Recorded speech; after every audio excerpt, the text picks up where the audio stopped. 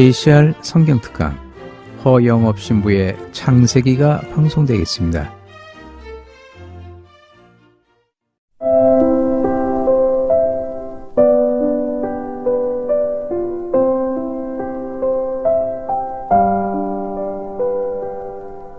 한처음에 하느님께서 하늘과 땅을 창조하셨다. 땅은 아직 꼴을 갖추지 못하고 비어 있었는데 어둠이 시면을 덮고 하느님의 영이 그 물 위를 감돌고 있었다. 하느님께서 말씀하시기를 빛이 생겨라 하시자 빛이 생겼다. 하느님께서 보시니 그 빛이 좋았다. 하느님께서는 빛과 어둠을 가르시어 빛을 낮이라 부르시고 어둠을 밤이라 부르셨다. 저녁이 되고 아침이 되니 첫날이 지났다. 하느님께서 말씀하셨다. 물 한가운데에 궁창이 생겨 물과 물 사이를 갈라놓아라. 하느님께서 이렇게 궁창을 만들어 궁창 아래에 있는 물과 궁창 위에 있는 물을 가르시자 그대로 되었다. 하느님께서는 궁창을 하늘이라 부르셨다. 저녁이 되고 아침이 되니 이튿날이 지났다. 하느님께서 말씀하시기를 하늘 아래에 있는 물은 한 곳으로 모여 묻히 드러나라 하시자 그대로 되었다. 하느님께서는 묻을 땅이라 물이 모인 곳을 바다라 부르셨다. 하느님께서 보시니 좋았다. 하느님께서 말씀하시기를 땅은 푸른 싹을 돋게 하여라. 씨를 맺는 풀과 씨 있는 과일나무를 제 종류대로 땅 위에 돋게 하여라 하시자 그대로 되었다.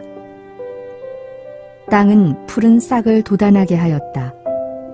씨를 맺는 풀과 씨 있는 과일나무를 제 종류대로 돋아나게 하였다. 하느님께서 보시니 좋았다. 저녁이 되고 아침이 되니 사흔날이 지났다. 하느님께서 말씀하시기를 하늘의 궁창에 빈 물체들이 생겨 낮과 밤을 가르고 표징과 절기, 날과 해를 나타내어라.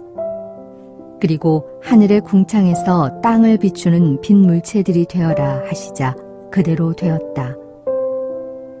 하느님께서는 큰 빈 물체 2개를 만드시어 그 가운데에서 큰 빈 물체는 낮을 다스리고 작은 빈 물체는 밤을 다스리게 하셨다. 그리고 별들도 만드셨다.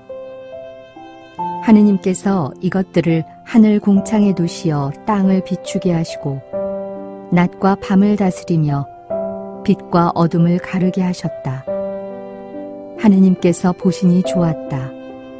저녁이 되고 아침이 되니 나흔날이 지났다. 하느님께서 말씀하셨다. 물에는 생물이 우글거리고 새들은 땅 위 하늘 궁창 아래를 날아다녀라. 이렇게 하느님께서는 큰 용들과 물에서 우글거리며 움직이는 온갖 생물들을 제 종류대로 또 날아다니는 온갖 새들을 제 종류대로 창조하셨다. 하느님께서 보시니 좋았다. 하느님께서 이들에게 복을 내리며 말씀하셨다. 번식하고 번성하여 바닷물을 가득 채워라. 새들도 땅 위에서 번성하여라. 저녁이 되고 아침이 되니 닷새 날이 지났다. 하느님께서 말씀하시기를 땅은 생물을 제 종류대로 곧 집짐승과 기어다니는 것과 들짐승을 제 종류대로 내어라 하시자 그대로 되었다. 하느님께서는 이렇게 들짐승을 제 종류대로 집짐승을 제 종류대로 땅바닥을 기어다니는 온갖 것을 제 종류대로 만드셨다. 하느님께서 보시니 좋았다. 하느님께서 말씀하셨다. 우리와 비슷하게 우리 모습으로 사람을 만들자. 그래서 그가 바다의 물고기와 하늘의 새와 집짐승과 온갖 들짐승과 땅을 기어다니는 온갖 것을 다스리게 하자. 하느님께서는 이렇게 당신의 모습으로 사람을 창조하셨다. 하느님의 모습으로 사람을 창조하시되 남자와 여자로 그들을 창조하셨다. 하느님께서 그들에게 복을 내리며 말씀하셨다. 자식을 많이 낳고 번성하여 땅을 가득 채우고 지배하여라. 그리고 바다의 물고기와 하늘의 새와 땅을 기어다니는 온갖 생물을 다스려라. 하느님께서 말씀하시기를 이제 내가 온 땅 위에서 씨를 맺는 모든 풀과 씨 있는 모든 과일나무를 너희에게 준다. 이것이 너희의 양식이 될 것이다. 땅의 모든 짐승과 하늘의 모든 새와 땅을 기어다니는 모든 생물에게는 온갖 푸른 풀을 양식으로 준다 하시자 그대로 되었다. 하느님께서 보시니 손수 만드신 모든 것이 참 좋았다. 저녁이 되고 아침이 되니 엿새 날이 지났다.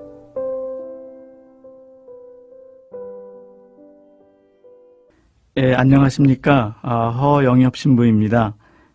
오늘도 새 날을 맞이해서 여러분 안에 하느님의 은총이 가득하시기를 빕니다.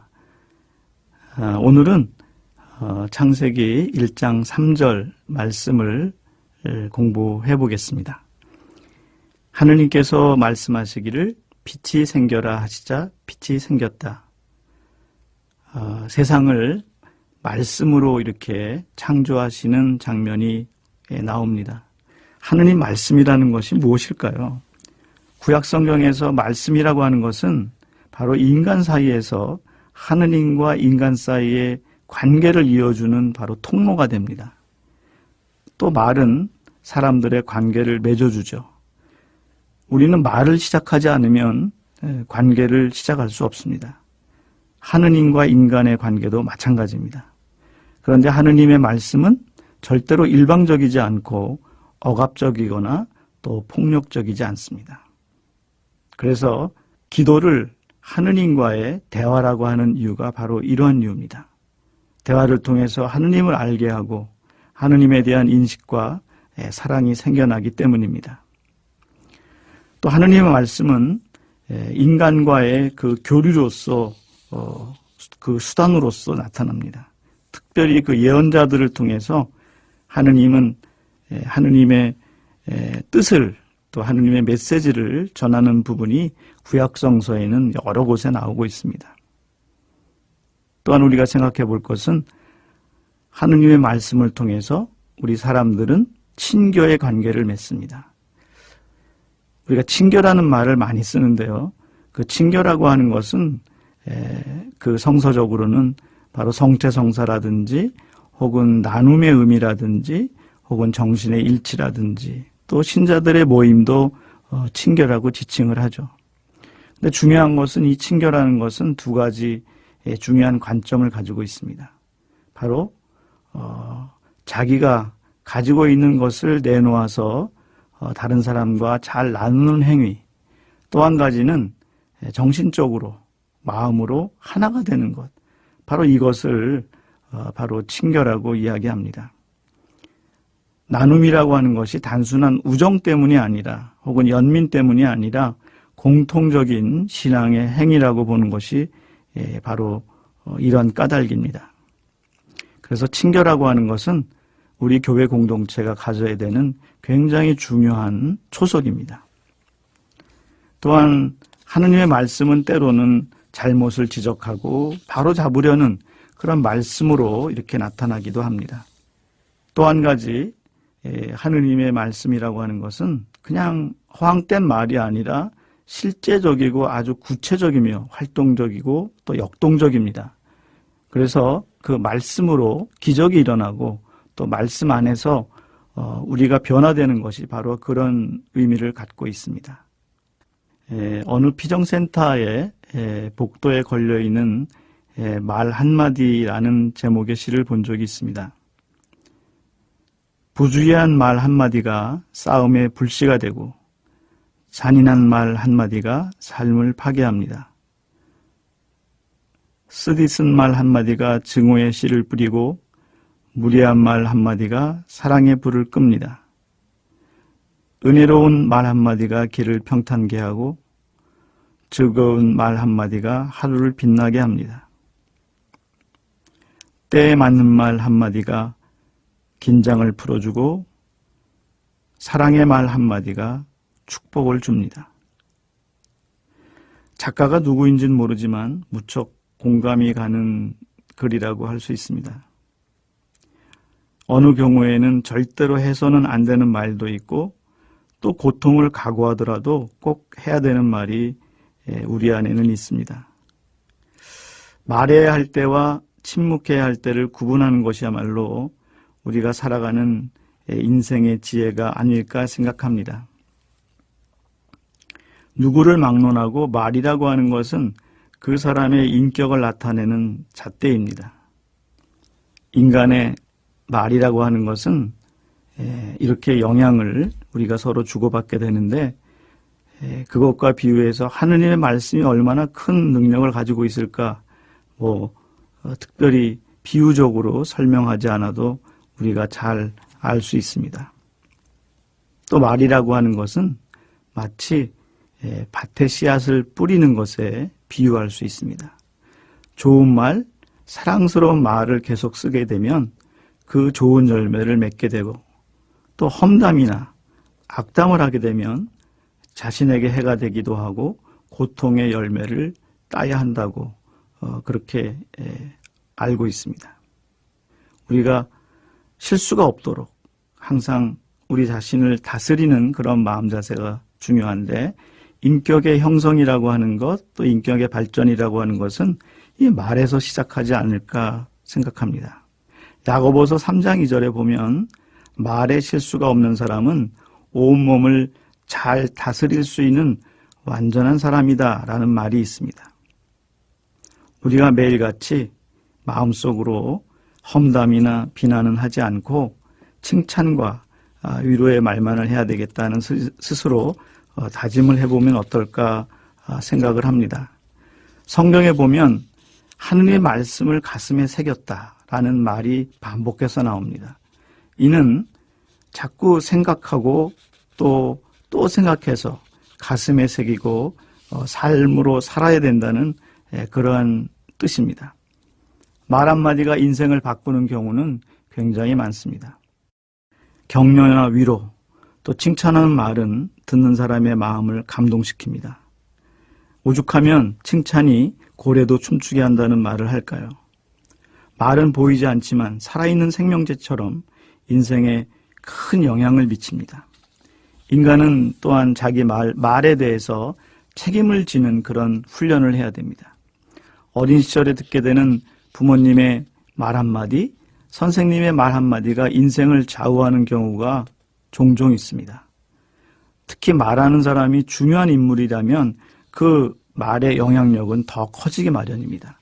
어렸을 때 부모님의 말 한마디가 인생을 좌우한다는 생각을 했을 때 부모님들이 말을 쉽게 하거나 혹은 생각 없이 한다는 것은 우리가 생각해 볼 수 있는 그런 부분이라고 생각합니다. 라틴어 단어 중에서 베네딕시오라는 단어가 있습니다. 축복을 의미하죠. 이 단어를 풀어보면은 좋게 말한다라는 뜻입니다. 축복이란 바로 상대방에게 좋게 말하는 것입니다.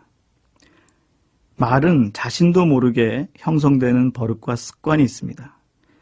3살 버릇이 80까지 간다는 속담이 있는 것처럼 말에 아주 잘 적용이 됩니다. 거친 말, 나쁜 말을 자꾸 입에 올리게 되면 처음에는 어색해도 자꾸 반복되어 습관화되고 아무렇지도 않게 된다고 합니다. 우리가 매일 하는 말의 중요성을 잘 인식하는 것, 또 그 말이 얼마나 큰 힘을 갖고 있다는 것을 늘 생각하는 것, 그것이 우리에게는 중요한 숙제가 아닐까 생각합니다. 우리는 하루에도 수없이 말을 하고 또 수없이 많은 말을 듣습니다. 그런데 그 말이 어떤 열매를 맺는지는 늘 깊이 묵상해 볼 일입니다. 우리가 미사 중에 성죄성사를 영하기 전에 기도하죠. 주님, 제 안에 주님을 모시기에 합당치 않사오나 한 말씀만 하소서. 제 영혼이 곧 나으리다 라고 기도합니다. 주님의 한 말씀이 바로 죄인인 나의 영혼을 구원한다고 하는 이 대목은 아마 깊이 묵상해야 될 대목이라고 생각합니다. 오늘 하루를 지내면서 나는 어떤 말을 하는지 또 어떤 말을 듣고 있는지 한번 묵상해 보시면 좋겠습니다. 감사합니다. 좋은 하루가 되시기 바랍니다.